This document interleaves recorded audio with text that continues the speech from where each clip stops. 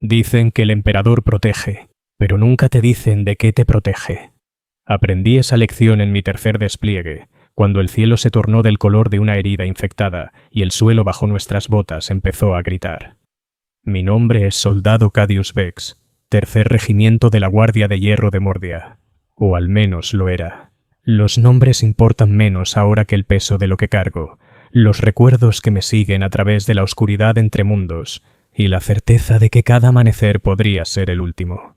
He servido al Imperio durante 14 años, he sobrevivido a 18 combates importantes y he visto morir a 743 hombres bajo mi mando.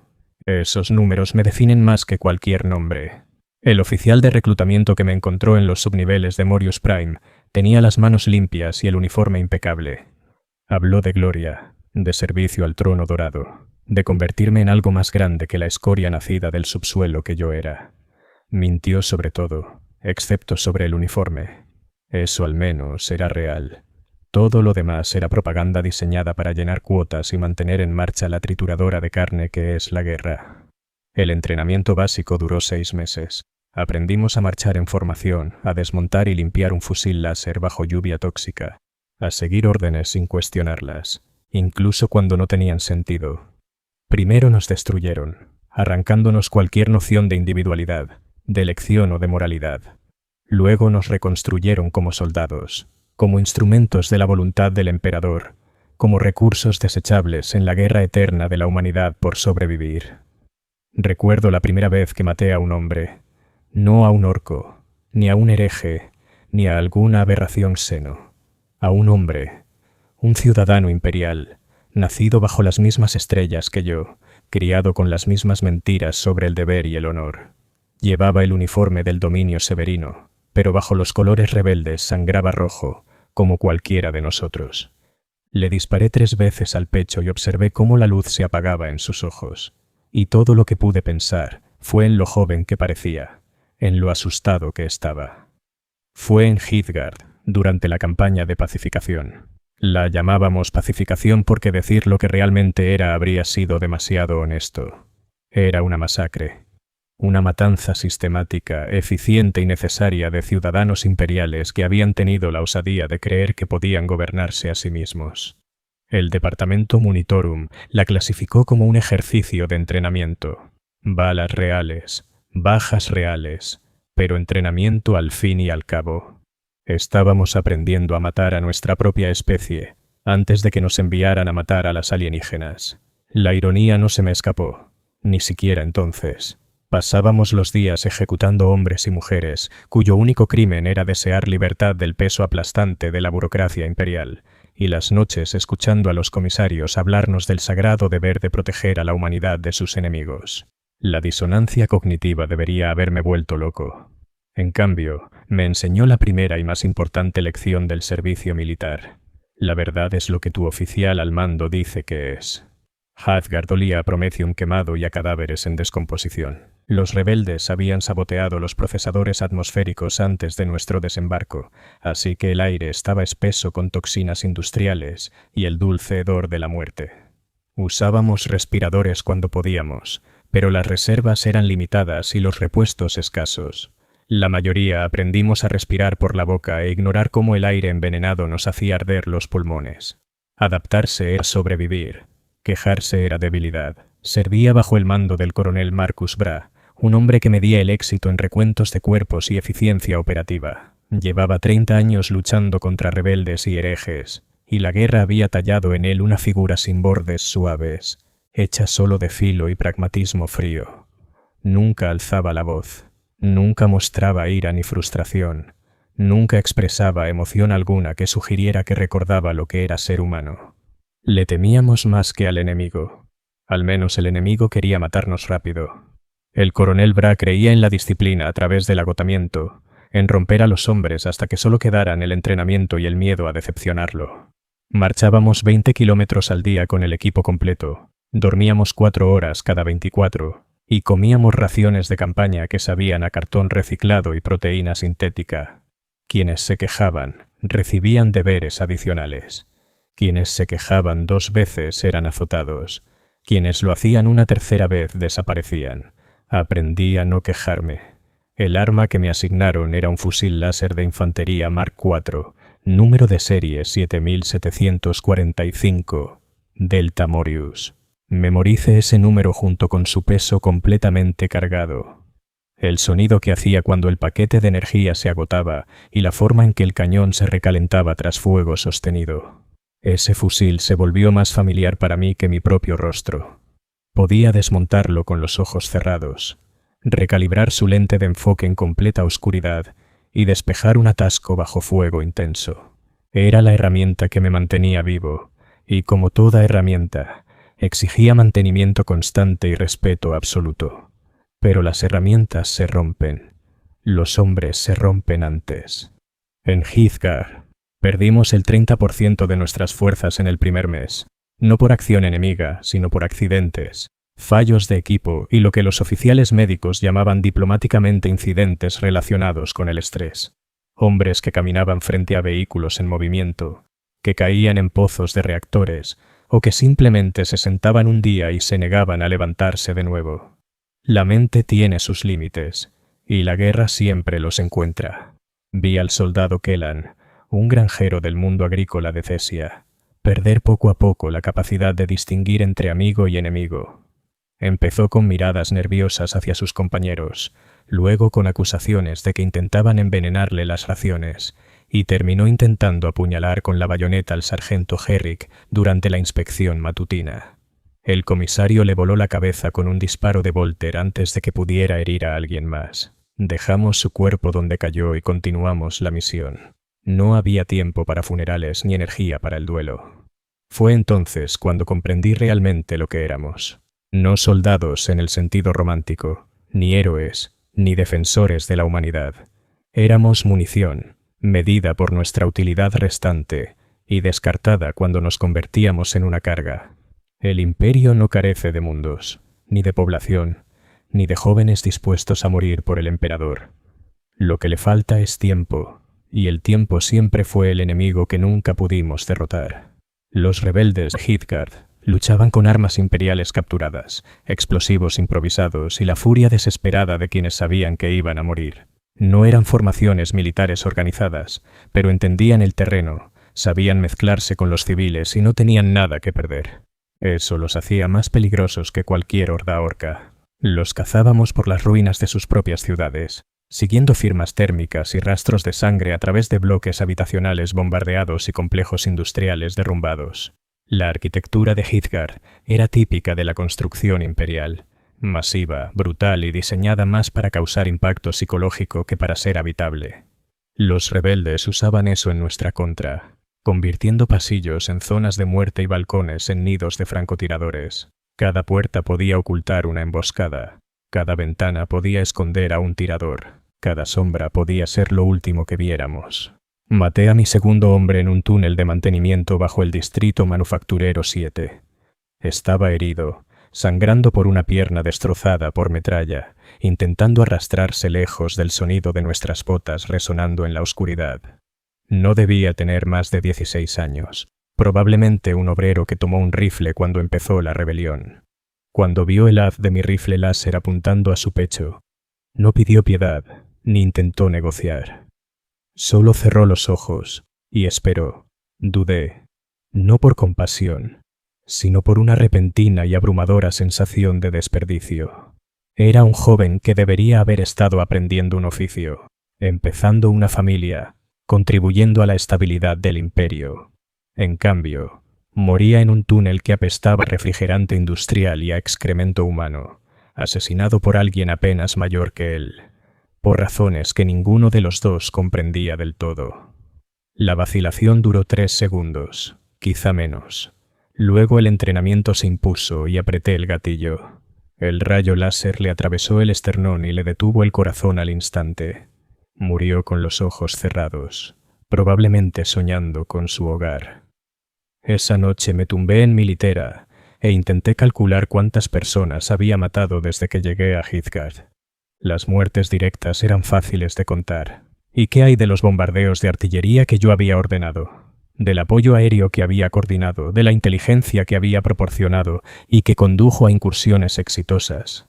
En cualquier recuento honesto, era responsable de la muerte de docenas de personas, la mayoría de las cuales nunca vi y nunca conoceré.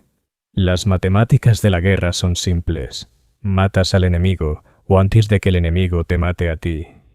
Todo lo demás es filosofía, y la filosofía es un lujo que los soldados no pueden permitirse.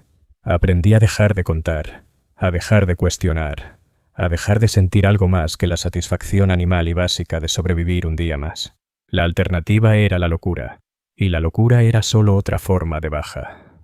Pasamos 11 meses en Heathguard, 11 meses de guerra urbana, operaciones de contrainsurgencia y lo que las transmisiones de propaganda llamaban actividades de moral y bienestar. Las actividades de moral y bienestar consistían en ejecuciones públicas, deportaciones masivas y la destrucción sistemática de cualquier cosa que pudiera servir como símbolo de identidad local.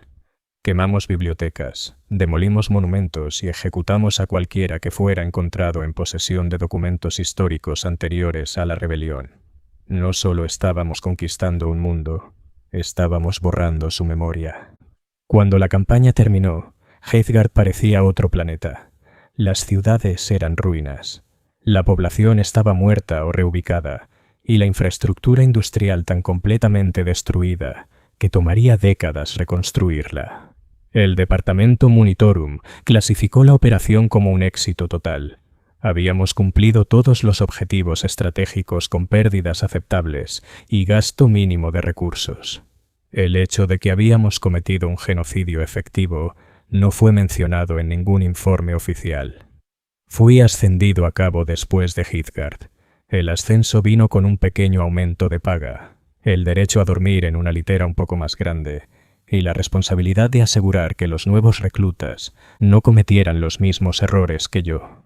También vino con la conciencia de que ahora estaba invertido en el sistema, de que había cruzado una línea que no podía deshacerse. Ya no solo seguía órdenes, las daba. La nave de transporte que nos sacó de Heathguard era una vieja fragata de clase espada llamada Juicio del Emperador. Llevaba más de 2000 años en servicio, y cada superficie mostraba el desgaste acumulado de incontables despliegues. Los pasillos eran estrechos. Los recicladores de aire jadeaban constantemente, y la gravedad artificial fluctuaba de forma impredecible. Pero era limpia, era segura, y nos alejaba de Heathguard. Por el momento, eso bastaba. Viajar por el espacio al servicio del Imperio no tiene nada que ver con los viajes heroicos de los vídeos de propaganda. Es estrecho, aburrido e incómodo, interrumpido solo por momentos de terror absoluto cuando algo falla en los sistemas de la nave o cuando encontramos fuerzas hostiles. La mayor parte del tiempo lo pasábamos en inactividad forzada, jugando a las cartas, manteniendo el equipo o tratando de no pensar en nuestro próximo destino. La tripulación nos trataba con la indiferencia casual que el personal naval reserva para las fuerzas terrestres. Éramos carga para ellos. Mercancía humana transportada de una zona de batalla a otra. Tenían sus propios problemas, sus propios peligros, sus propias formas de sobrellevar la guerra interminable.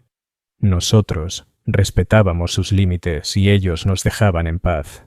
Nuestro destino era Carax Prime, un mundo colmena en la frontera entre el espacio imperial y los sistemas orcos del sector de las estrellas necrófagas.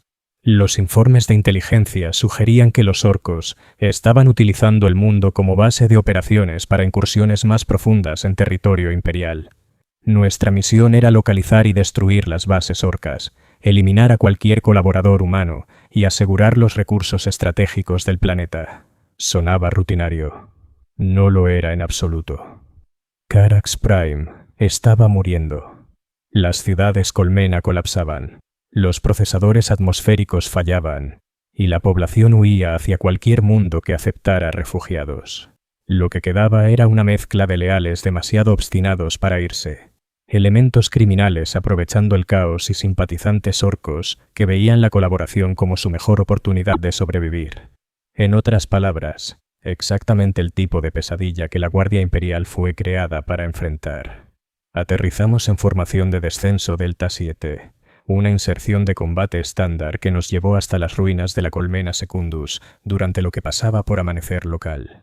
El cielo tenía el color de sangre vieja manchada por la contaminación industrial y el humo de innumerables incendios. El aire sabía a metal y a podredumbre, y el sonido de nuestras botas sobre el rococreto quebrado resonaba por las calles vacías como disparos. Los orcos habían estado allí. Sus toscos glifos estaban pintados en cada muro intacto. Sus vehículos improvisados cubrían las avenidas principales, y los cuerpos de sus víctimas colgaban de improvisadas horcas por los distritos inferiores. Pero los orcos ya se habían marchado, moviéndose hacia otro objetivo y dejando atrás solo los restos de su paso y los carroñeros humanos que se alimentaban de los despojos. Establecimos una base de operaciones avanzada en lo que había sido un depósito de suministros del departamento Monitorum. El edificio estaba intacto. Era defendible y lo bastante cerca del antiguo centro de mando imperial como para servir de puesto de observación. Más importante aún, tenía recicladores de agua funcionales y una red eléctrica parcialmente operativa. Alojamiento de lujo según los estándares de la Guardia. La primera semana en Carax Prime transcurrió en calma. Patrullamos los sectores muertos, establecimos contacto con grupos leales sobrevivientes y comenzamos el lento proceso de cartografiar la infraestructura restante del mundo. La inteligencia era escasa, las comunicaciones intermitentes y cada fragmento de información que conseguíamos sugería que la situación era peor de lo que nadie había imaginado.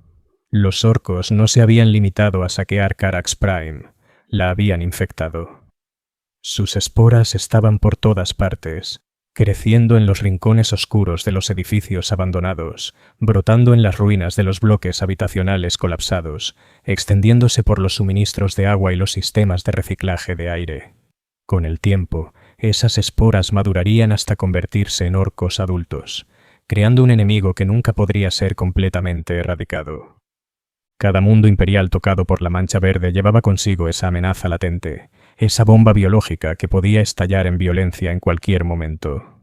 Empezamos a encontrar colaboradores durante nuestra segunda semana en el planeta. Eran fáciles de identificar, mejor alimentados que los demás sobrevivientes, mejor armados y con los crudos tatuajes que la sociedad orca utilizaba para marcar a sus sirvientes humanos. Algunos habían sido obligados mediante amenazas a sus familias, otros lo habían hecho de buena gana, seducidos por promesas de poder o simplemente por la posibilidad de seguir vivos en un mundo donde sobrevivir era la única victoria que importaba. Las órdenes del coronel Bra respecto a los colaboradores eran explícitas: ejecución sumaria para cualquiera hallado culpable de cooperación voluntaria con fuerzas Seno. La definición de voluntaria quedaba a nuestra discreción, lo que significaba que dependía de nuestros prejuicios, nuestros miedos y nuestra necesidad de culpar a alguien por el horror que presenciábamos. Ejecuté a mi primer colaborador un martes. Era un oficinista de mediana edad que había ayudado a los orcos a identificar qué edificios contenían recursos estratégicos y cuáles eran prescindibles. Afirmaba que había intentado salvar vidas, que cooperar era la única forma de evitar una masacre total. Puede que dijera la verdad. No importaba. Las órdenes del coronel eran claras. Y las órdenes claras eran lo único que nos separaba del caos que consumía todo lo demás. El hombre se llamaba Hrik Voss. Tenía 2 hijos y una esposa embarazada de 7 meses. Ellos observaban desde una ventana atrincherada mientras yo le disparaba un rayo láser en la cabeza. Su cuerpo cayó en un charco de agua contaminada y las ondas se expandieron hasta alcanzar los bordes de la calle. Ordené a su familia que se encargara del cadáver. Técnicamente seguían siendo ciudadanos imperiales, y deshacerse de un traidor era un deber cívico. Esa noche soñé con Hrik Voss. En el sueño, aún estaba vivo, todavía intentando explicar sus decisiones, aún creyendo que las personas razonables podían encontrar soluciones razonables a problemas irracionales. Desperté con el sabor de la sangre en la boca y el eco de los disparos resonando en mis oídos. Los sueños continuarían durante meses, mucho después de que Carax Prime no fuera más que otra entrada en mi historial de servicio. Los orcos regresaron durante nuestra tercera semana en el planeta. No era una partida de saqueo, sino una WAG completa. Miles de asesinos de piel verde dirigidos por un enorme jefe de guerra cuyo rugido podía oírse a kilómetros de distancia. Llegaron en vehículos destartalados, mantenidos unidos por chatarra y fe ciega, con armas que no deberían haber funcionado, pero de algún modo lo hacían. y con un entusiasmo por la violencia que hacía que nuestro entrenamiento pareciera sofisticado en comparación. Éramos quizás 600 hombres.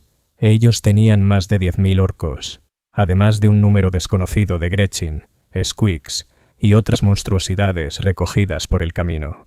Las matemáticas eran simples. Íbamos a morir. La única pregunta era cuánto daño podríamos causar antes de que sobrepasaran nuestras posiciones. El coronel Bra lo llamó un entorno rico en objetivos. Tenía razón, en cierto modo. Había ciertamente muchos orcos a los que disparar. El problema era que dispararles solo parecía enfurecerlos más, y los orcos enfurecidos eran aún más peligrosos que los normales. No sentían miedo, no mostraban piedad y trataban la guerra como la máxima forma de entretenimiento. Eran, en muchos sentidos, el enemigo perfecto, predecibles en su imprevisibilidad, honestos en su brutalidad y completamente entregados a los únicos valores que importaban en una galaxia en guerra. El primer ataque llegó al amanecer, precedido por un estruendoso «wag» que sacudió el polvo del techo de nuestro búnker de mando. Cientos de vehículos orcos cargaron a través del terreno abierto entre las ruinas exteriores y nuestro perímetro defensivo, con los motores escupiendo humo negro y sus tripulaciones aullando con júbilo bestial. Avanzaban directamente hacia nuestras zonas de fuego, aparentemente ajenos a los disparos concentrados de láseres y armas pesadas que destrozaban sus filas. No importaba. Por cada vehículo orco que destruíamos, aparecían 2 más. Por cada orco muerto, surgían 3. No estaban librando una guerra en el sentido que nosotros entendíamos.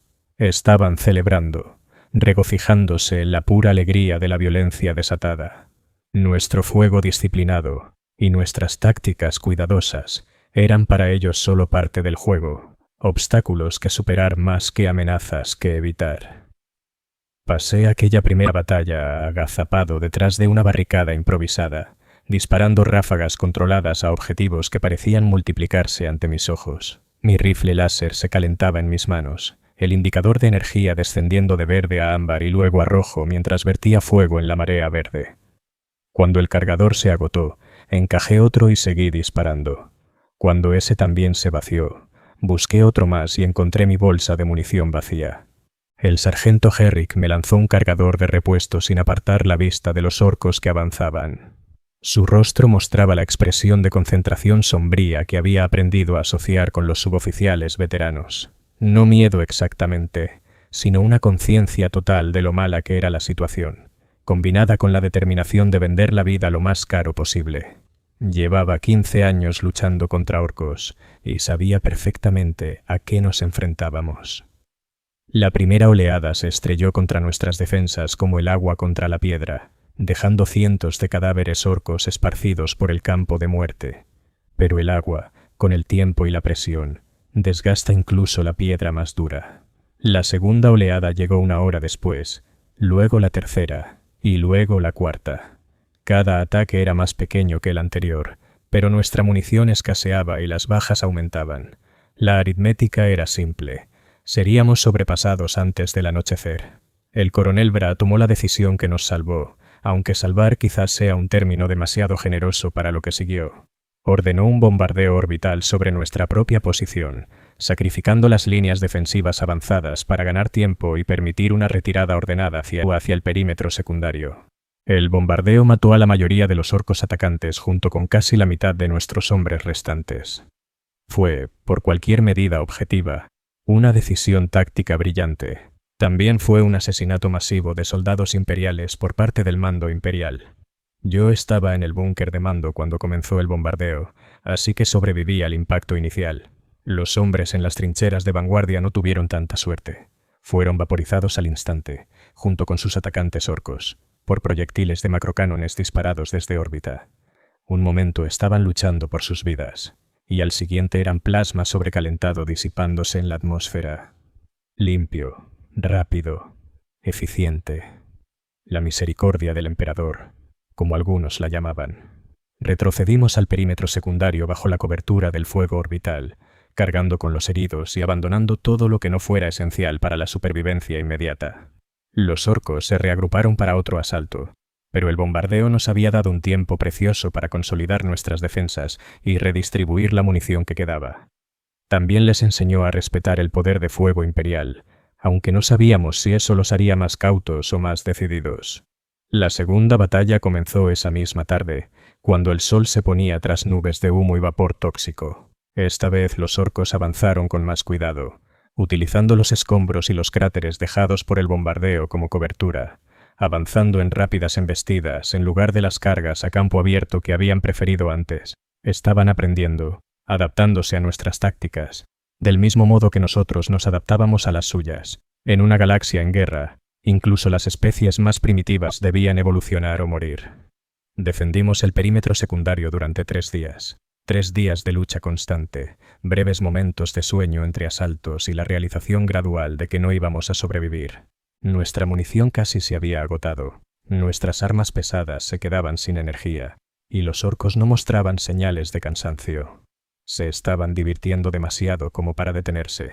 En el 4.º día llegó la ayuda en forma de una fuerza de ataque de marines espaciales del capítulo Manos de Hierro. 3 cañoneras Thunderhawk descendieron desde la órbita como ángeles vengadores, sus sistemas de armas abriendo sendas de destrucción entre las filas orcas.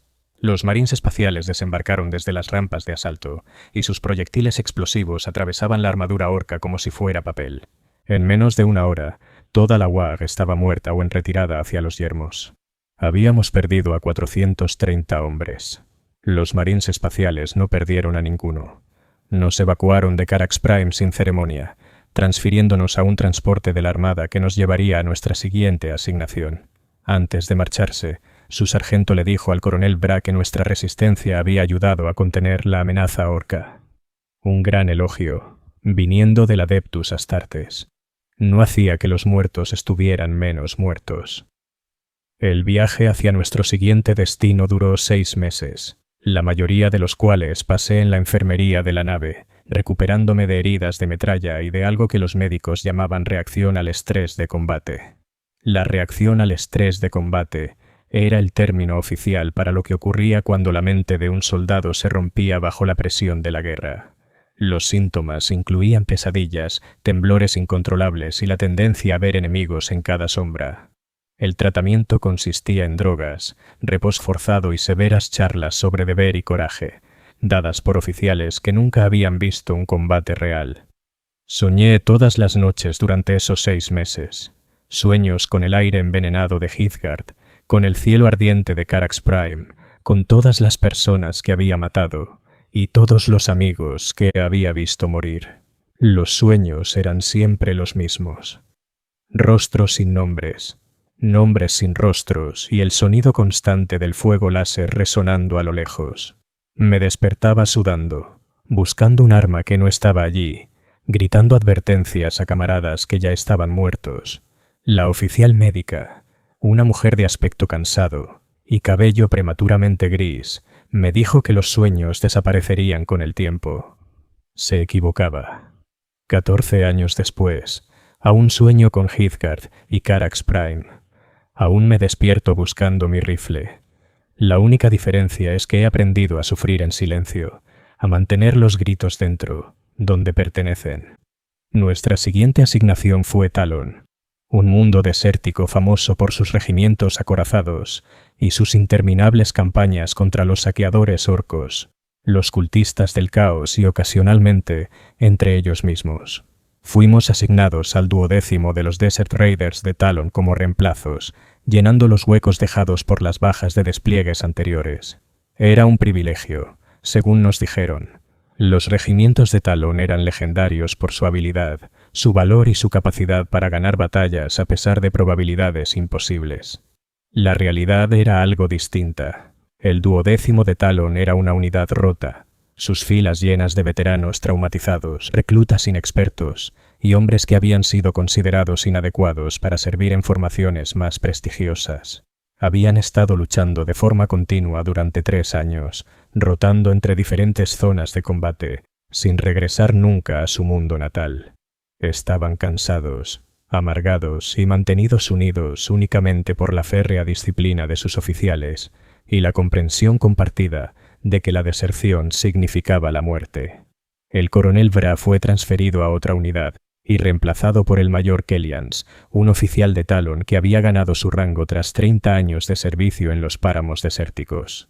El mayor Sorus era todo lo que el coronel Vará no había sido. Emocional, impredecible y propenso a tomar decisiones basadas en el instinto más que en el análisis cuidadoso. Sus hombres lo amaban por ello. También morían por ello, en números que hacían que nuestras bajas en Carax Prime parecieran modestas. Talon era un mundo de arena infinita, días abrasadores y noches heladas. La población nativa vivía en ciudades subterráneas conectadas por vastas redes de túneles, emergiendo solo cuando era necesario y siempre con pesados equipos de protección. La superficie estaba habitada por tormentas de arena capaces de arrancar la carne de los huesos, variaciones de temperatura que podían matar a un humano desprotegido en cuestión de minutos, y criaturas que habían evolucionado para prosperar en condiciones que desafiaban incluso a la tecnología más avanzada. Pasamos 2 años en Talon, combatiendo contra una rotación constante de enemigos que parecían surgir del desierto como espejismos, saqueadores orcos de los sistemas exteriores, cultistas del caos que adoraban las tormentas eternas y, ocasionalmente, otras fuerzas imperiales que se habían perdido en el páramo y decidían que nosotros representábamos una amenaza. El desierto era neutral en esos conflictos, matando a todos con el mismo entusiasmo, sin importar su lealtad ni su causa. Aprendí a orientarme por las estrellas, a encontrar agua en lugares que parecían completamente estériles y a dormir con arena en los ojos, en la boca y en el equipo. Aprendí qué criaturas podían comerse con seguridad y cuáles te matarían solo con tocarlas. Aprendí a luchar en condiciones donde la visibilidad se medía en metros y los únicos puntos de referencia fiables eran los restos en llamas de vehículos que no habían sobrevivido a la última tormenta. Pero, sobre todo, aprendí que la supervivencia no dependía de ser fuerte, valiente o inteligente. La supervivencia dependía de la suerte. Y la suerte era un recurso finito que debía racionarse y gastarse con cuidado. Cada día que sobrevivía era un día más cerca del momento en que mi suerte se acabaría. La única pregunta era si ese momento llegaría durante el combate, durante una tormenta de arena, o en una de las largas marchas a través del desierto vacío entre un objetivo y el siguiente. La lucha en Talon seguía un patrón predecible. Recibíamos información de inteligencia sobre actividad enemiga en una región determinada. Marchábamos a través del desierto para investigarla y descubríamos que la información era inexacta, desactualizada o deliberadamente falsa. A veces, encontrábamos al enemigo de todos modos, normalmente en mayor número del esperado y mejor preparado de lo que los informes habían sugerido. Otras veces no encontrábamos nada más que arena, calor y los huesos de expediciones anteriores que habían seguido las mismas pistas falsas. Lo peor era la espera, largos periodos de tiempo en los que no pasaba nada, en los que nos sentábamos en nuestras posiciones observando el horizonte en busca de señales de movimiento que nunca llegaban. El desierto jugaba con la mente, creando formas fantasmales en la distancia, susurrando voces en el viento y generando la constante sensación de que éramos observados por enemigos invisibles. Hombres que habían sobrevivido a batallas imposibles se quebraban bajo la presión de permanecer días enteros sentados sobre la arena, mirando la nada. Fui ascendido a cabo durante nuestro 2º año en Talon, tras la muerte del sargento Harrick en un enfrentamiento con cultistas del caos. El ascenso trajo consigo responsabilidades adicionales, un modesto aumento de paga y el privilegio de ver a los soldados más jóvenes cometer los mismos errores que yo había cometido en Hearthguard y Carax Prime. También vino acompañado del conocimiento de que ahora estaba oficialmente comprometido con el sistema, responsable no solo de mi propia supervivencia, sino también de la de los demás. Liderar hombres en combate es muy distinto a luchar como un soldado común. Como soldado, solo tienes que preocuparte por seguir órdenes y mantenerte con vida. Como líder, tienes que preocuparte por dar órdenes que mantengan a otros con vida, tomar decisiones que afectarán a sus familias, a su futuro y a sus posibilidades de ver un nuevo amanecer. Cada decisión se convierte en un cálculo moral. Cada error, en la tragedia de otro. Perdí a mi primer hombre 3 semanas después de mi ascenso. El soldado Marcus Kane, 19 años, de un mundo agrícola cuyo nombre nunca llegué a saber. Murió por un disparo de francotirador durante una patrulla rutinaria, alcanzado en la cabeza mientras examinaba lo que parecía ser un depósito de suministros abandonado. El depósito era una trampa. El francotirador ya se había ido cuando localizamos su posición, y Cain estaba muerto antes de que su cuerpo tocara la arena. Limpio, rápido, eficiente. Solo otro caído más en la guerra interminable de la humanidad. Escribí una carta a los padres de Cain, como exigían las regulaciones. Les dije que su hijo había muerto sirviendo al emperador, que su sacrificio no sería olvidado, que había enfrentado la muerte con valor y dignidad. Todo era cierto, de algún modo, pero todo era también completamente vacío. Su hijo estaba muerto, porque yo lo había enviado a examinar un objeto sospechoso, en lugar de llamar a los especialistas en explosivos. Mi decisión, mi responsabilidad, mi culpa, para cargar con ella el resto de mi vida. Las cartas se volvieron rutina después de eso. Las escribí por el soldado Bex, muerto por una bala orca durante una emboscada nocturna. Por el soldado Morrison, que murió cuando su aparato de respiración falló durante una tormenta de arena. Por el soldado Kellyan, abatido por un cultista del caos que detonó un cinturón de granadas antes de ser capturado. Por docenas de otros cuyos nombres he olvidado, pero cuyos rostros aún me persiguen en sueños. Cada carta seguía el mismo formato. Murió, sirviendo al emperador. Su sacrificio no será olvidado. Valor y dignidad ante la muerte. Las palabras perdieron todo significado con la repetición, convirtiéndose en un simple deber administrativo, más que cumplir entre misiones de combate. Pero las familias necesitaban oírlas. Necesitaban creer que sus seres queridos habían muerto por algo significativo. Y mentirles a los padres en duelo era solo otra parte del trabajo de un soldado. Los cultistas del caos fueron los peores enemigos que enfrentamos en Talón. Los orcos eran peligrosos pero predecibles, impulsados por una simple sed de sangre y violencia. Los cultistas eran humanos, lo que significaba que podían pensar, planear y anticiparse a nuestras tácticas. También estaban completamente locos, impulsados por un fervor religioso que los llevaba a cometer actos que desafiaban tanto la razón como la decencia humana. Luchar contra ellos era como pelear contra una pesadilla hecha carne. Usaban el desierto en nuestra contra, envenenaban las fuentes de agua, colocaban trampas en lugares aparentemente seguros y propagaban enfermedades en asentamientos abandonados. Convertían al personal imperial capturado en bombas vivientes, esclavos sin mente que detonaban explosivos al encontrarse con fuerzas amigas. Sacrificaban comunidades enteras para invocar demonios, criaturas del Inmaterium que existían solo para propagar el dolor y el terror. Vi a mi primer demonio durante nuestro 18º mes en Talon. Investigábamos informes de actividad cultista en un asentamiento minero abandonado, siguiendo una información que, por una vez, resultó ser completamente precisa. Los cultistas estaban allí, junto con algo más. Algo que no debería haber existido en ningún universo gobernado por leyes físicas racionales. Parecía un hombre, si los hombres midieran 3 metros y estuvieran hechos de sombra y malicia. Se movía entre nuestras posiciones defensivas como humo, ignorando los disparos láser y los proyectiles explosivos como si fueran simples brisas. Cuando tocaba a un hombre, éste gritaba una sola vez y luego caía, su fuerza vital drenada en segundos. Cuando hablaba, que era rara vez su voz, sonaba como vidrio rompiéndose y truenos lejanos. Finalmente lo matamos, aunque matar quizá no sea la palabra adecuada. Vertimos tanto fuego concentrado sobre su posición que la cosa se volvió inestable, perdió cohesión y se desvaneció, regresando al reino del que había surgido. El proceso duró 4 horas, nos costó 37 hombres, y dejó a los sobrevivientes con pesadillas que durarían años. Pero habíamos ganado, técnicamente, y las victorias técnicas eran todo lo que importaba en los informes oficiales. La presencia del demonio había corrompido todo en un radio de 5 kilómetros. Las plantas se marchitaron y murieron, los animales huyeron o se volvieron salvajes, y el aire mismo se sentía espeso con una energía malévola. Se nos ordenó evacuar toda la región y solicitar un bombardeo orbital para purificar la zona. 6 meses después, el suelo seguía siendo estéril, el agua seguía siendo tóxica, y los equipos sensibles fallaban si se acercaban demasiado al área de impacto.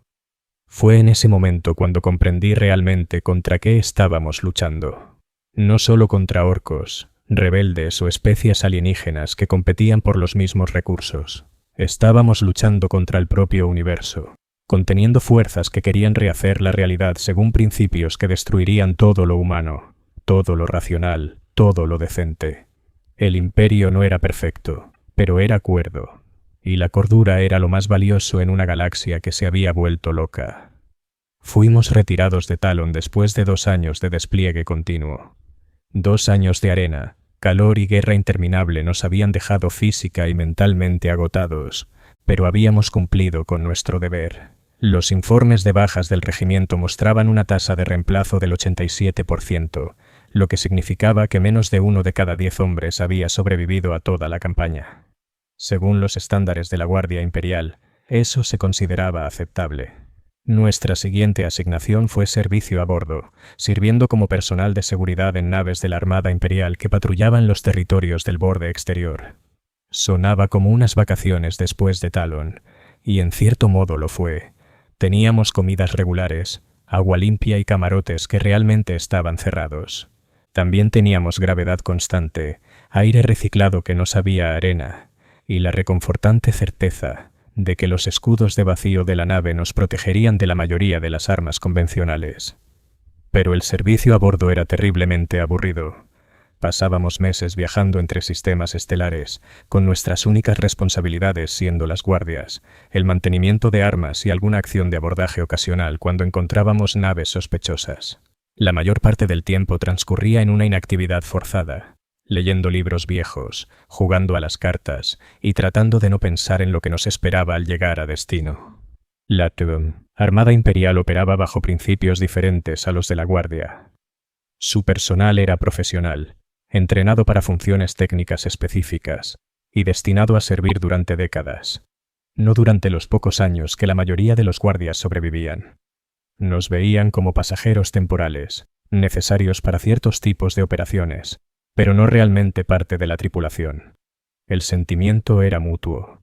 Ellos libraban sus batallas a distancia, usando tecnología y tácticas que apenas comprendíamos. Nosotros preferíamos a nuestros enemigos lo bastante cerca como para verles la cara. Serví en 3 naves distintas durante mi tiempo en la Armada. La Furia Justa, un gran crucero que patrullaba las rutas comerciales entre los principales mundos colmena. La Ira del Emperador, un crucero de batalla que cazaba piratas en los sistemas del borde exterior, y la Divina Providencia, un gigantesco acorazado que servía como buque insignia de la flota de batalla Obscurus. Cada nave tenía su propia cultura, sus tradiciones y su manera de sobrellevar el tedio infinito de los viajes espaciales. La acción más memorable de mi servicio naval ocurrió a bordo de la Ira del Emperador, cuando interceptamos un asaltante del caos que había estado atacando naves mercantes imperiales. Era una fragata imperial convertida, su casco cubierto de símbolos blasfemos, y tripulada por humanos que habían vendido sus almas a cambio de poder y conocimiento prohibido. Lucharon con la furia desesperada de los condenados, sabiendo que ser capturados significaba ejecución y que la muerte podría ser preferible a lo que sus oscuros amos les harían por haber fallado. Abordamos la nave enemiga, después de una brutal batalla en el vacío que dejó ambas naves dañadas y a la deriva. La acción de abordaje se suponía rutinaria: asegurar el buque, capturar a los sobrevivientes para interrogatorio y recuperar toda la inteligencia posible. Pero no hubo nada rutinario en ello. El interior de la nave del caos había sido transformado en algo que apenas podía llamarse arquitectura. Los pasillos se torcían en direcciones imposibles de comprender. Las paredes estaban cubiertas de símbolos que parecían moverse cuando se les miraba directamente, y el aire estaba lleno de susurros en lenguas que precedían al habla humana. Caminar por aquellos corredores era como adentrarse en una pesadilla viva, y varios de nuestros hombres simplemente se negaron a continuar. Después de los primeros compartimientos, encontramos a la tripulación en lo que alguna vez fue la catedral de la nave, ahora convertida en un santuario dedicado a poderes innombrables.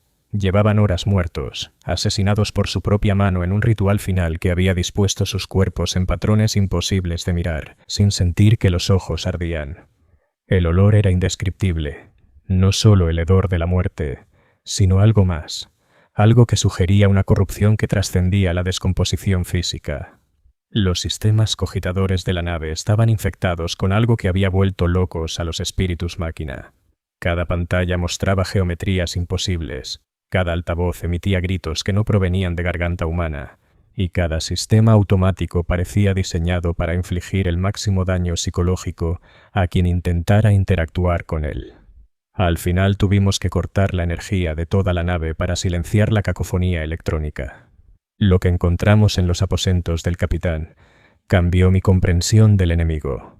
Mapas con rutas de navegación imperiales, horarios de patrullas y posiciones defensivas. Registros de comunicación detallando contactos con otras naves del caos, coordinación de ataques e inteligencia obtenida de fuentes dentro del propio imperio. Pero lo más perturbador eran los expedientes de unidades de la Guardia Imperial, completos con evaluaciones tácticas, perfiles psicológicos y recomendaciones sobre cómo quebrar mejor su moral. Nos habían estado estudiando, aprendiendo nuestros métodos, nuestras debilidades y nuestros miedos. Las fuerzas del caos no eran destructores irracionales movidos solo por la sed de sangre o la locura. Eran organizadas, metódicas y absolutamente comprometidas con la aniquilación total de todo lo que considerábamos sagrado. Nos entendían mejor de lo que nosotros mismos nos entendíamos, y usaban ese conocimiento para desmantelar el imperio desde dentro. Pasé 6 horas a bordo de esa nave, explorando compartimientos que desafiaban la geometría y examinando artefactos que jamás debieron haber existido. 6 horas que se sintieron como 6 años, rodeado de pruebas de la capacidad humana para la corrupción y del apetito infinito de la galaxia por el sufrimiento. Cuando finalmente regresamos a nuestra nave, comprendí por qué la política oficial del imperio hacia el caos era la destrucción inmediata y total. Hay conocimientos demasiado peligrosos para conservar, enemigos demasiado corruptores para capturarlos con vida. La ira del emperador destruyó la nave del caos con torpedos de fusión disparados a quemarropa. La explosión fue visible durante minutos luz en todas direcciones, una breve estrella que consumió tanto la nave como todo lo que contenía. El capitán la registró como una operación de interdicción exitosa. Los registros oficiales no mencionaron lo que habíamos encontrado, lo que habíamos aprendido, ni por qué la mitad del grupo de abordaje solicitó su traslado a otras unidades dentro de la semana siguiente a nuestro regreso al puerto. Mi servicio naval terminó cuando la Divina Providencia fue reasignada al sector gótico, y mi regimiento transferido de nuevo a operaciones terrestres en el segmentum solar. Había servido a bordo de naves de guerra imperiales durante 18 meses, participado en 7 acciones de abordaje y sobrevivido a 3 grandes batallas en el vacío. La experiencia me enseñó que la galaxia era más vasta y peligrosa de lo que jamás había imaginado, que los enemigos de la humanidad adoptaban formas que desafiaban tanto la razón como la cordura. También me enseñó que la guerra que librábamos no podía ganarse en ningún sentido convencional. La victoria no era la conquista ni la eliminación de nuestros enemigos. La victoria era simplemente seguir existiendo, mantener la delgada línea entre la civilización y el caos un día más. Un año más, una generación más. No éramos héroes en ningún sentido romántico. Éramos anticuerpos en el sistema inmunológico de la galaxia, luchando contra una infección que nunca podría ser completamente curada. Nuestra siguiente asignación nos devolvió a operaciones terrestres en Moria, el mundo industrial donde había sido reclutado casi una década antes. El planeta había cambiado en mi ausencia, transformado de un centro manufacturero relativamente próspero en un mundo fortaleza preparándose para un asedio. Plataformas de defensa orbital llenaban el cielo, los búnkeres subterráneos se extendían kilómetros hacia el núcleo del planeta, y todos los ciudadanos entre los 16 y los 60 años habían sido reclutados en las fuerzas de defensa planetaria. La amenaza era una invasión orca, una guerra masiva liderada por un caudillo llamado Scarjow, el saqueador. Los informes de inteligencia sugerían que más de 2 millones de orcos se concentraban en sistemas cercanos, junto con su habitual colección de Gretchins, Squeaks y máquinas de guerra improvisadas. La invasión se esperaba en un plazo de 6 meses, y los preparativos avanzaban con la eficiencia sombría que caracterizaba la planificación militar imperial. Fui asignado a las tropas de choque morianas del 15º Regimiento, una formación de élite encargada de defender el distrito industrial de la principal ciudad colmena. La ironía no se me escapó. Había dejado Moria como un civil reclutado y regresaba como un soldado veterano, solo para encontrarme defendiendo las mismas fábricas donde había trabajado como niño obrero. La rueda del destino, parecía, tenía un cruel sentido del humor. Los preparativos para la guerra de asedio eran exhaustivos y desalentadores. Se impuso el racionamiento de alimentos para extender las provisiones por un período indefinido. Las poblaciones civiles fueron trasladadas a refugios subterráneos equipados con armas, municiones e instrucciones para la guerra de guerrillas urbana. Las instalaciones industriales fueron preparadas con cargas de demolición para negar su uso al enemigo. Cada esquina fue fortificada, cada edificio convertido en un punto defensivo potencial, y cada ciudadano recibió entrenamiento militar básico. Los niños eran la parte más difícil. Vi a chicos de 10 años aprendiendo a desmontar rifles láser, a niñas de 12 practicando técnicas de lanzamiento de granadas y a adolescentes apenas lo bastante mayores para afeitarse aprendiendo a fabricar explosivos improvisados. Enfrentaban su entrenamiento con el mismo entusiasmo con el que los niños de mundos más pacíficos jugaban o practicaban deportes. La guerra era todo lo que conocían, todo lo que habían conocido, y la aceptaban como el orden natural de las cosas. Me asignaron a tareas de instrucción, transmitiendo el conocimiento adquirido a los reclutas que tal vez vivirían lo suficiente para aplicarlo. Les enseñaba a cavar trincheras adecuadas, a mantener su equipo en condiciones de combate, a reconocer señales de infiltración enemiga y, lo más importante, a morir bien, a vender sus vidas por la máxima ventaja táctica cuando la supervivencia ya no fuera posible. Las lecciones eran prácticas, no inspiradoras. Cómo distinguir diferentes tipos de fuego enemigo por el sonido, qué heridas podían tratarse en el campo y cuáles requerían evacuación inmediata, cómo seguir luchando con huesos rotos o hemorragias internas y cómo hacer las paces con la muerte sin rendir la voluntad de vivir. Los reclutas eran entusiastas, decididos y condenados. Lo veía en sus ojos, el mismo brillo confiado que yo había tenido. La misma creencia en que el entrenamiento y la determinación serían suficientes. Aún no habían aprendido que la guerra no era una prueba que se pudiera superar, ni un desafío que se pudiera conquistar. La guerra era entropía hecha forma, el caos manifestado, la manera en que el universo le recordaba a la humanidad que la supervivencia nunca estaba garantizada. Los orcos llegaron antes de lo previsto, como siempre. Sus exploradores avanzados aparecieron en el sistema exterior 3 meses antes de lo que la inteligencia había calculado, seguidos por la flota principal pocos días después. La invasión comenzó con bombardeos orbitales que convirtieron distritos enteros en cráteres humeantes, seguidos por asaltos en cápsulas de descenso que depositaron fuerzas orcas directamente sobre nuestras posiciones defensivas. Pero no fue el ataque desorganizado y salvaje típico de los orcos. Scarjau, el saqueador, había aprendido de derrotas anteriores. Había incorporado tácticas imperiales capturadas en sus planes de batalla y demostraba un nivel de estrategia que lo hacía mucho más peligroso que cualquier jefe de guerra promedio. Sus fuerzas atacaron centros de comunicaciones, depósitos de suministros y búnkeres de mando con una precisión que solo podía provenir de una planificación meticulosa y un reconocimiento detallado. La primera oleada golpeó nuestro sector al amanecer de un martes. Cientos de tropas de asalto orcas, apoyadas por artillería tosca pero efectiva, descendieron sobre nuestras posiciones fortificadas como una avalancha verde. Salieron gritando entre el humo con armas rudimentarias y armaduras primitivas, pero en números tan abrumadores y con un valor tan suicida que parecían imparables. Resistimos durante 6 horas, descargando fuego disciplinado sobre las filas orcas y pidiendo ataques de artillería sobre sus zonas de reunión. Nuestras defensas estaban bien construidas, nuestros campos de tiro eran óptimos y nuestras reservas de munición suficientes para un combate prolongado. Según todas las medidas de la ciencia militar, deberíamos haber podido rechazar el ataque con bajas aceptables. No habíamos contado con la total indiferencia de los orcos hacia sus propias pérdidas.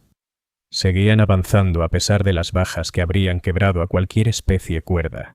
trepando sobre los cuerpos de sus compañeros caídos para alcanzar nuestras líneas de fuego. Cuando sus armas se atascaban o se quedaban sin munición, desenvainaban enormes cuchillas y pistolas toscas. Cuando éstas fallaban, usaban sus manos y dientes limados. Nada podía detenerlos excepto la muerte, y a veces ni siquiera eso. Vacié 4 cargadores durante ese primer enfrentamiento, disparando ráfagas controladas contra objetivos que parecían multiplicarse ante mis ojos. Mi rifle láser se calentó tanto que el cañón comenzó a deformarse, y tuve que cambiar a mi arma secundaria cuando la principal quedó inutilizable. Los orcos seguían viniendo, avanzando bajo el fuego cerrado como si fuese una lluvia suave, con sus rostros grotescos retorcidos en expresiones de alegría salvaje. La ruptura llegó en nuestro flanco occidental, donde un asalto concentrado de orcos sobrepasó un punto débil en nuestra línea defensiva. Cientos de pieles verdes irrumpieron por la brecha, atacando desde la retaguardia mientras sus compañeros mantenían la presión frontal. Quedamos atrapados entre 2 fuegos, combatiendo enemigos que parecían surgir de todas partes a la vez. La orden de retirada llegó demasiado tarde para salvar a la mayoría del 15º Regimiento de choque. Perdimos el 70% de nuestra fuerza en el primer día de combate, muertos o heridos durante la caótica retirada a través de calles bloqueadas por escombros y refugiados civiles. Los que sobrevivimos nos reagrupamos en posiciones secundarias, nos integramos con otras unidades destrozadas y nos preparamos para el siguiente asalto. Me ascendieron a sargento durante la reorganización, no por heroísmo, sino porque todos los sargentos anteriores estaban muertos. En las ciudades sitiadas, los puestos de mando cambiaban de manos constantemente, ocupados por quien aún respirara y tuviera la competencia suficiente para dar órdenes coherentes.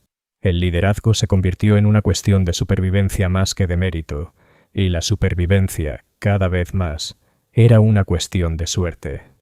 El asedio de Moria duró 8 meses. 8 meses de combates continuos, breves periodos de calma entre asaltos y la creciente certeza de que no íbamos a ganar. Los orcos controlaban el espacio orbital, impidiendo cualquier reabastecimiento o refuerzo desde el Imperio. Nuestra munición escaseaba. Los alimentos casi se habían agotado y las bajas eran insostenibles. Pero los orcos estaban aprendiendo, adaptándose a nuestras tácticas del mismo modo en que nosotros nos adaptábamos a las suyas. Comenzaron a usar equipo imperial capturado, integrando armas y vehículos humanos en sus improvisadas máquinas de guerra. Peor aún, empleaban humanos capturados como asesores, traidores que les proporcionaban información sobre nuestras defensas y procedimientos tácticos. La guerra estaba cambiando a ambos bandos, forzando una evolución que ninguna de las 2 especies había previsto. El punto de quiebre llegó durante el 6º mes del asedio, cuando las fuerzas orcas penetraron en los niveles inferiores de la colmena principal y comenzaron a abrirse paso hacia el núcleo industrial.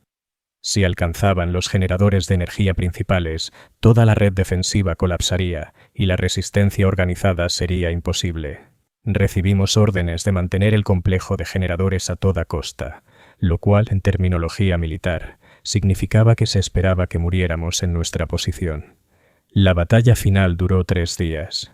3 días de combates en espacios cerrados, usando armas improvisadas y equipo recuperado, apoyados por civiles que habían preferido luchar antes que ser capturados. Los orcos atacaban en oleadas, cada una más pequeña que la anterior, pero más desesperada, más salvaje, más decidida a lograr la victoria sin importar el costo. Habían invertido demasiado en ese asedio como para aceptar la derrota. Maté a mi último orco con un cuchillo de combate, apuñalando repetidamente a la criatura en su enorme pecho hasta que su tosco corazón dejó de latir. Mi rifle láser estaba vacío. Mi arma secundaria rota y mis cartucheras solo contenían baterías descargadas y casquillos vacíos. El orco era más grande y fuerte que yo, y portaba un arma capaz de partirme en 2 con un solo golpe. Pero yo era más rápido, y la velocidad era todo lo que importaba en los pasillos estrechos donde luchábamos. El orco murió con lo que parecía una sonrisa en sus brutales facciones.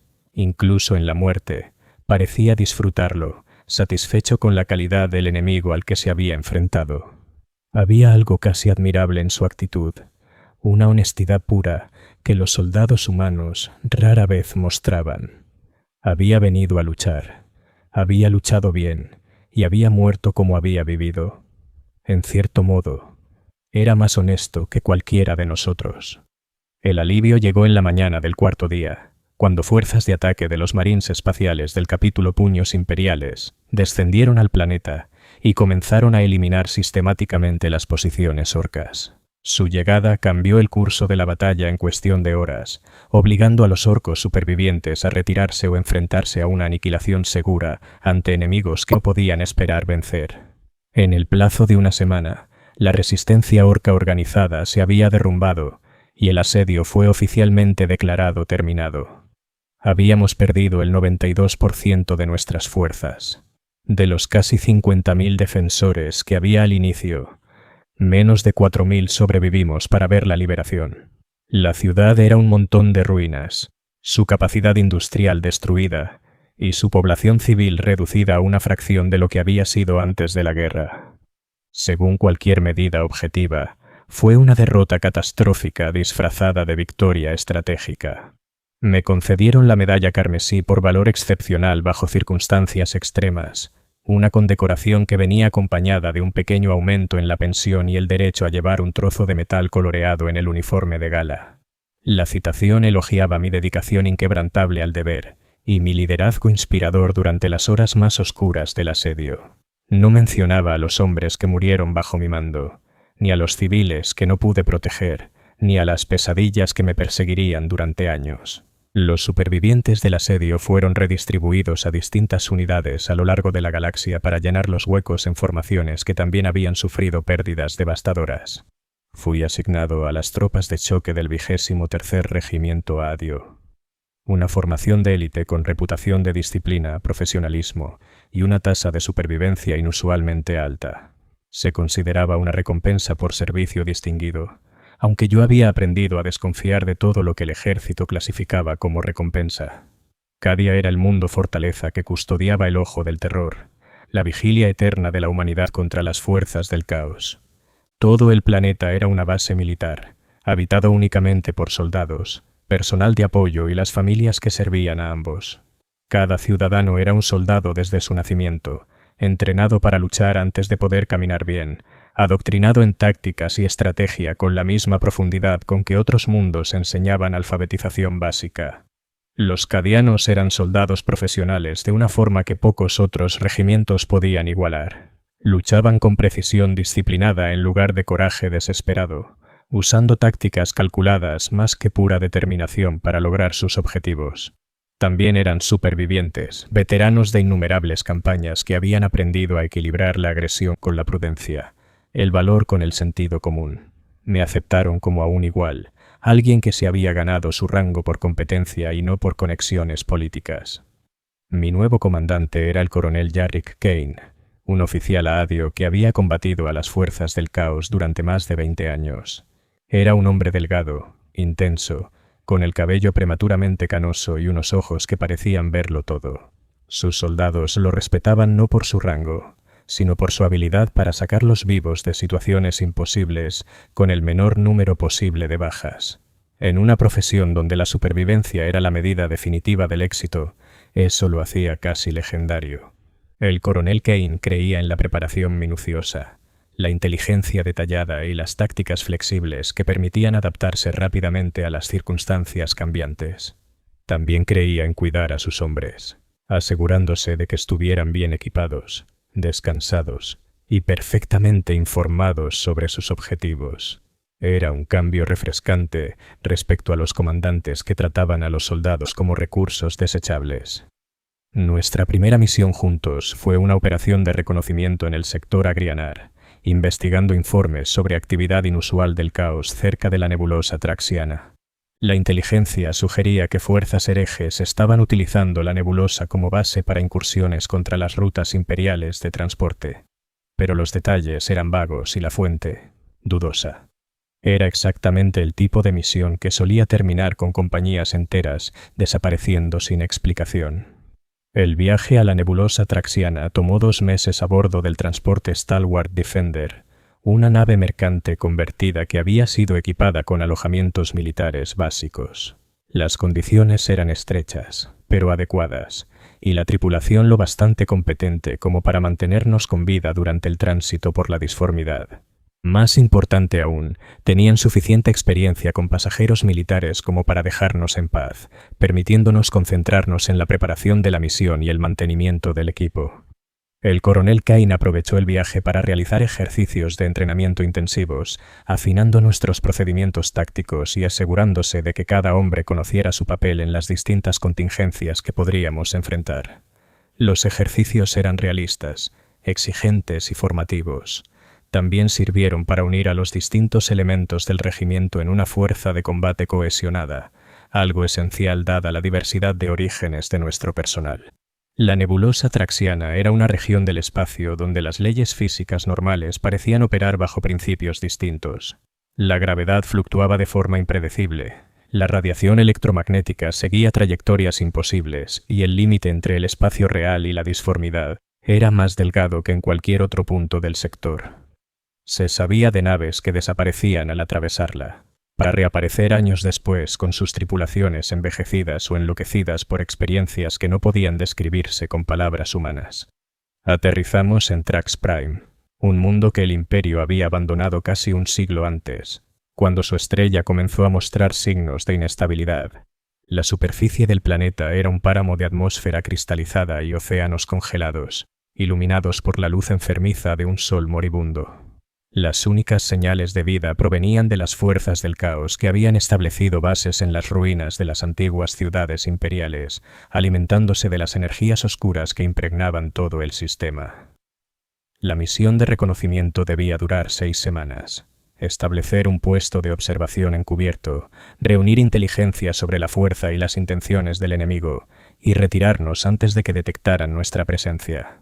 Simple, rutinaria, y el tipo de operación que soldados experimentados podían ejecutar sin bajas significativas.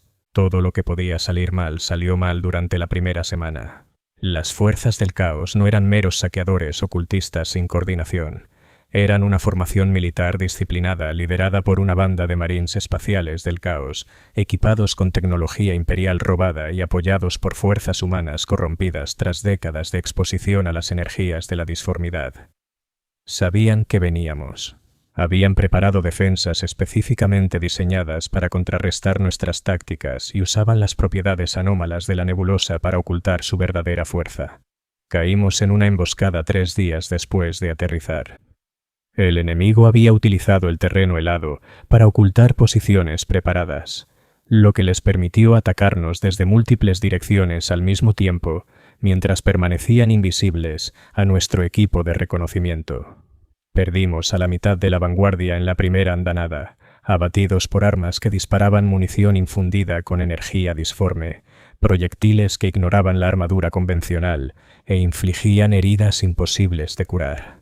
La retirada combativa que siguió puso a prueba cada habilidad que había aprendido en 14 años de servicio militar.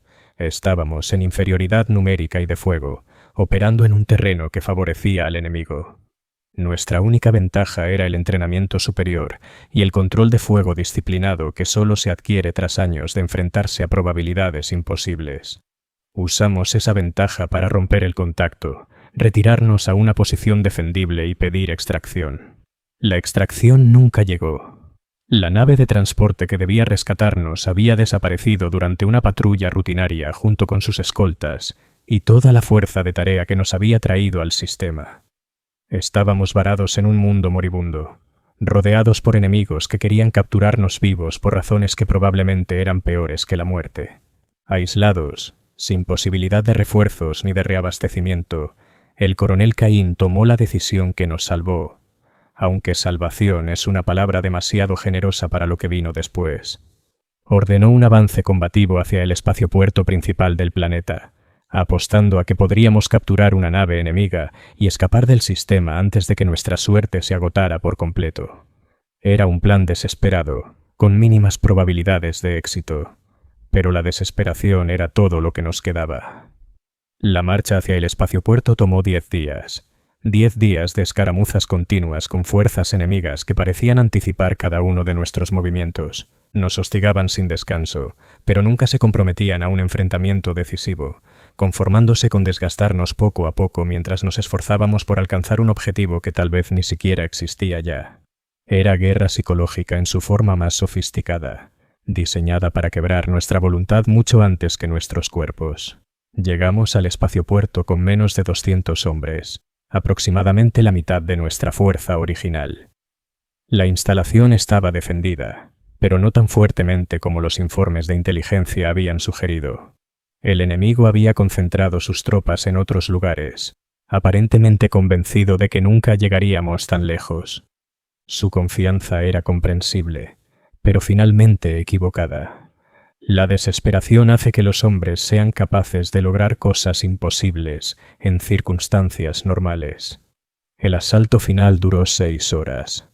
6 horas de combate cuerpo a cuerpo en espacios cerrados, usando tácticas que rozaban el suicidio, pero que de alguna manera cumplieron sus objetivos. Capturamos 3 naves enemigas, aniquilamos o hicimos huir a las fuerzas defensoras y descubrimos información que explicaba todo lo que habíamos vivido desde nuestra llegada al sistema.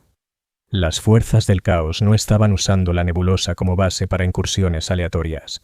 Estaban preparando una ofensiva a gran escala contra la puerta de Cadia, acumulando poder para un asalto que amenazaba a todo el sector. Nuestra misión de reconocimiento había descubierto, por accidente, las primeras fases de lo que podría convertirse en la invasión del caos más grande en siglos. La información era demasiado importante como para arriesgarnos a perderla, incluso si transmitirla significaba revelar nuestra posición a todas las fuerzas enemigas del sistema. Transmitimos los datos y nos preparamos para partir de inmediato, sabiendo que los refuerzos enemigos llegarían en cuestión de horas. Las naves capturadas eran toscas pero funcionales, sus espíritus máquina corrompidos por la influencia del caos, aunque aún capaces de operaciones básicas. Ponerlas en funcionamiento requirió habilidades técnicas que la mayoría de nosotros no poseía, además de la voluntad de interactuar con tecnología que nunca debió existir. La huida de Trax Prime fue una pesadilla de combate espacial, perseguidos por naves enemigas que parecían ignorar las leyes normales de la física. Nuestras naves eran más lentas, menos maniobrables y estaban tripuladas por soldados sin formación naval adecuada. Deberíamos haber sido destruidos en minutos tras abandonar la atmósfera del planeta. En cambio, de alguna manera logramos alcanzar el borde del sistema e ingresar en la disformidad. Aún no está claro si lo logramos por habilidad, suerte, o la intervención de fuerzas que escapan a toda comprensión humana. El viaje de regreso al espacio imperial tomó 4 meses, la mayoría de los cuales pasé en la enfermería de la nave recuperándome de heridas que se negaban a sanar. Las armas del caos dejan lesiones que supuran pese al tratamiento médico, infecciones que se propagan tanto por la carne como por el espíritu. El médico de a bordo, un veterano con 30 años de servicio, admitió que nunca había visto nada igual. Durante esos 4 meses tuve tiempo de reflexionar sobre todo lo que había vivido desde que salí del centro de reclutamiento en Moria. 14 años de guerra continua, docenas de campañas, cientos de batallas y miles de momentos en los que la supervivencia se medía en segundos, no en horas. Había servido en 16 mundos diferentes, combatido contra 11 tipos distintos de enemigo y visto morir a más hombres de los que podía recordar. ¿Qué había logrado? ¿Qué habíamos logrado todos? La galaxia seguía en guerra. El imperio seguía sitiado por enemigos que se multiplicaban más rápido de lo que podían ser destruidos, y la humanidad seguía aferrándose a la existencia por pura necesidad y fe ciega. Nada había cambiado, salvo los nombres en los informes de bajas y las coordenadas de los mundos donde los jóvenes iban a morir. Pero tal vez eso fuera suficiente. Tal vez el simple acto de resistir, de sobrevivir el tiempo suficiente para recordar, fuera en sí mismo una forma de victoria. Alguien debía llevar la memoria de todos los que habían caído. Alguien debía recordar sus nombres, sus rostros y la forma en que murieron. Si ese era mi propósito, si eso era lo que 14 años de servicio me habían enseñado, entonces quizá había valido la pena. El transporte que nos devolvió a Cadia fue recibido por naves de la Armada Imperial que nos escoltaron al mundo fortaleza con los honores correspondientes a nuestra hazaña. Habíamos reunido información que salvaría millones de vidas, evitado una ofensiva del caos que habría destrozado las defensas imperiales y demostrado el tipo de valor ante lo imposible que hace legendaria a la Guardia Imperial. Éramos héroes oficialmente, aunque ninguno de nosotros se sentía así. El coronel Kane fue ascendido a general y transferido al mando de sector. Los miembros supervivientes del regimiento recibieron laurel imperial y un permiso prolongado en los mundos de su elección. A mí me ofrecieron una comisión, la oportunidad de convertirme en oficial y entrenar a la próxima generación de soldados que enfrentarían los mismos desafíos que nosotros. Acepté, no porque deseara la responsabilidad, sino porque alguien debía transmitir las lecciones que habíamos aprendido. Esta es la verdad del servicio militar en el 41º milenio. No somos los héroes de los vídeos de propaganda ni los gloriosos guerreros de las leyendas antiguas. Somos personas ordinarias haciendo cosas extraordinarias porque alguien tiene que hacerlo, porque la alternativa es demasiado terrible para contemplarla. Luchamos no por gloria ni conquista, sino por el simple derecho a existir, por seguir respirando en una galaxia empeñada en extinguir la vida humana. El emperador protege, dicen. Pero él protege a través de las acciones de hombres y mujeres mortales, que eligen interponerse entre la civilización y el caos. Cada guardia que mantiene su posición contra probabilidades imposibles, cada soldado que muere lejos de casa sirviendo a desconocidos que nunca conocerá, cada veterano que transmite sus duras lecciones a reclutas que tal vez vivan lo suficiente para aplicarlas. Todos son instrumentos de esa protección. Somos los que vigilamos los lugares oscuros donde el mal se reproduce. Somos los que llevamos la lucha a enemigos que existen solo para destruir todo lo que consideramos sagrado.